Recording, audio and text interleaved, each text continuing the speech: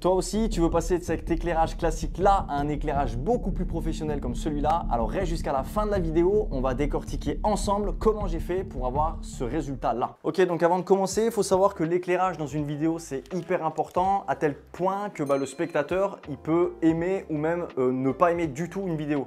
Ici, ce que je vais te présenter, c'est un éclairage professionnel et surtout au look film. L'idée, c'est de pouvoir conquérir un peu plus ton audience et avoir ce petit style qu'il y a dans les films ou en tout cas s'en rapprocher le plus.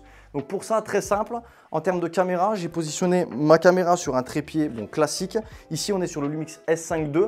Donc j'aurais pu venir de face, mais l'idée ici, c'était vraiment de venir me mettre en biais par rapport au sujet, donc c'est-à-dire moi, parce que je voulais vraiment qu'on capte un petit peu l'intention et tout ce qu'il y a au niveau de la cheminée qui est juste derrière ici. Tout simplement parce que l'éclairage qu'il y a dehors, vous allez voir, joue un rôle essentiel sur cette cheminée-là. Donc si j'avais pas eu cet éclairage-là, peut-être que je me serais positionné différemment. Mais l'idée, c'était de faire ressortir toutes ces jolies briques qu'il y a derrière.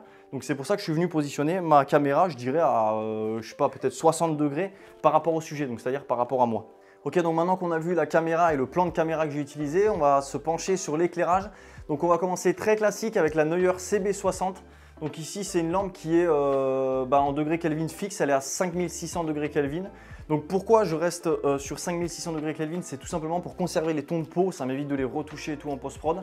Donc ça ne sert à rien d'aller venir mettre d'une teinte orangée ou quoi que ce soit.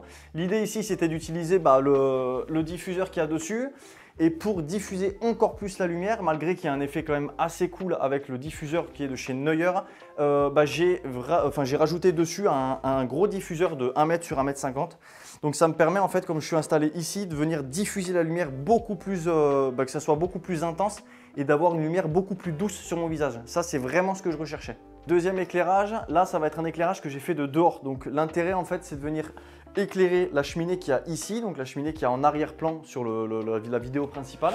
L'idée, c'est de venir reproduire en degrés Kelvin le soleil en fait. Donc là, j'ai utilisé une lampe de 320 watts qui est réglée, on va aller le voir, je crois qu'elle est à 2900 degrés Kelvin, donc pour avoir une teinte assez orangée, pour pouvoir essayer d'avoir cette espèce de soleil levant. Cette lampe-là que j'ai utilisée, c'est la CB300B de chez Neuer, donc c'est une lampe 320 watts. Donc ici, elle est réglée, je suis quasiment à 100%, je suis exactement à 98% pour qu'on ait un peu d'intensité. À savoir qu'il y a un mode boost dessus, mais bon, le mode boost est tellement puissant que ça m'aurait coupé un petit peu cet effet de soleil levant. L'idée, c'était vraiment d'avoir quelque chose d'assez chaud, d'assez doux dans l'image, notamment sur les pierres de la cheminée qui sont oranges. Je ne sais pas si vous avez fait gaffe, mais c'était pour relever aussi ce ton un peu orangé qu'il y a dessus. Donc là, je suis réglé effectivement à 2900 degrés Kelvin. Je suis à 98%.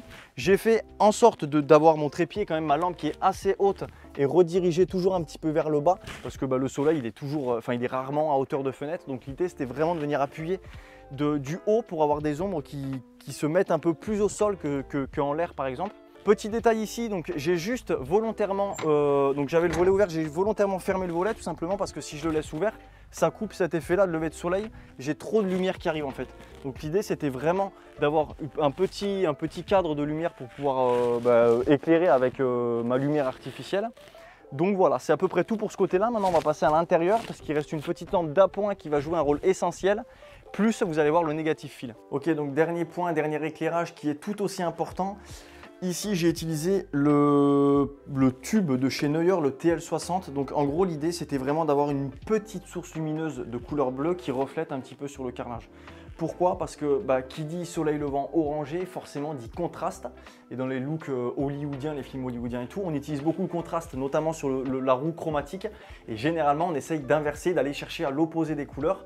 Donc en général, comme le vert avec le violet par exemple, enfin le rose même par exemple. Ici, orange, c'est-à-dire son opposé sur cette chromatique, c'est le bleu. Donc l'idée, c'était de venir contraster avec le orange sur le carrelage ici. Donc voilà, l'idée, c'était contraster avec du bleu que je vais pouvoir venir retoucher un petit peu en post-prod. En termes de couleur, en termes d'intensité, c'est vraiment, on joue sur les détails, mais c'est les petits détails qui vont faire que l'image va être belle. Donc là, on est sur un bleu très fin, très léger, mais ça va amplement pour la scène. Maintenant qu'on a vu les trois éclairages de base qui vont m'aider pour cette scène-là, on va parler forcément du négatif fill. Donc ici, en fait, c'est tout simplement un gros... Alors moi, j'ai mis un gros drap qui est fait exprès. ça va être tout simplement pour éviter que la lumière se diffuse contre le mur et qu'elle se projette sur moi. L'idée en fait, moi, c'est que je suis assis ici lors de ma scène avec la caméra ici. J'avais vraiment envie que le soleil vienne m'éclairer sur le côté droit, mais pas forcément que les lumières se projettent aussi sur mon côté gauche. Donc la meilleure solution, c'est d'utiliser ça. Le droit noir, il va faire exprès de couper toutes les lumières qui peuvent arriver sur la gauche, qui peuvent être reflétées directement sur mon visage et pouvoir avoir ce dégradé finalement de couleur sur mon visage. Et enfin, le dernier truc à prendre en compte et qui est super important, ça va être la machine à fumer. Donc ici, c'est une machine à fumer qui est purement classique. L'idée, ça va être de diffuser de la fumée épaisse et surtout de venir la diffuser. Quand on fait une scène comme ça, que ce soit pour peu importe pour la raison pour laquelle vous la faites, ce qui est important, c'est de diffuser de la lumière et d'avoir un petit brouillard. L'idée, c'est pas d'avoir les flares de nuages qui partent parce que ça n'a aucun intérêt. Adopter un look cinéma, c'est aussi ça, c'est avoir un léger brouillard. Donc le mieux, c'est de diffuser finalement cette fumée et de venir avec un torchon ou quoi que ce soit, la diffuser pour que ce soit vraiment léger et très peu opaque. Et voilà, c'est la fin de cette vidéo. J'espère qu'elle vous aura plu. Si c'est le cas, n'hésitez pas à mettre un commentaire, ça me fera toujours plaisir. Et surtout, n'hésitez pas à vous abonner et à partager un max la chaîne. Nous, on se retrouve dans une prochaine vidéo. Ciao, ciao!